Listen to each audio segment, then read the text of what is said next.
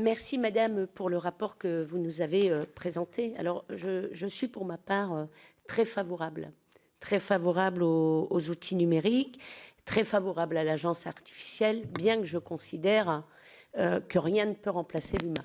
Je pense qu'on est d'accord sur ça. Les deux vont de pair, et intelligence artificielle et numérique, et évidemment de l'humain en face, parce que, quoi qu'on en dise, une machine ne peut pas tout. Et il y a des paramètres parfois à prendre en compte qui ne peuvent être qu'humains. Donc moi, vous nous répondez depuis tout à l'heure, évidemment, qu'il faut donc aller vers les outils numériques, ce qui est une bonne chose. Et vous nous opposez à cela le fait qu'on n'est pas ici pour parler de moyens.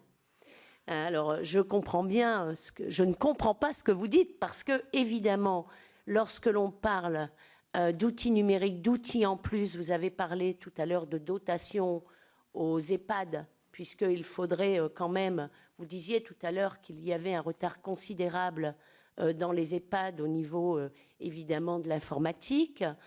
Donc,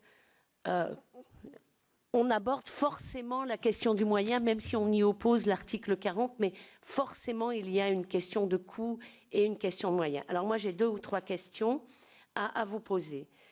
Quels moyens humains, alors là, comptez-vous donner aux personnes les plus vulnérables pour qu'elles puissent donc accéder à ces outils numériques? Quels moyens comptez-vous donner, je ne parle pas toujours de financiers, aux professionnels de santé qui passent déjà beaucoup de temps, et ça a été rappelé par plusieurs de nos collègues.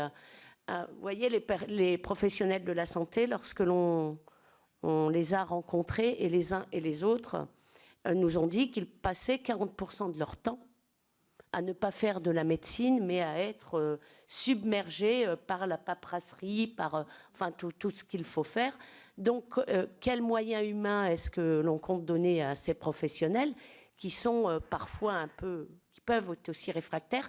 Je parle notamment des professionnels, là, non pas de la santé, mais des professionnels notamment informatiques.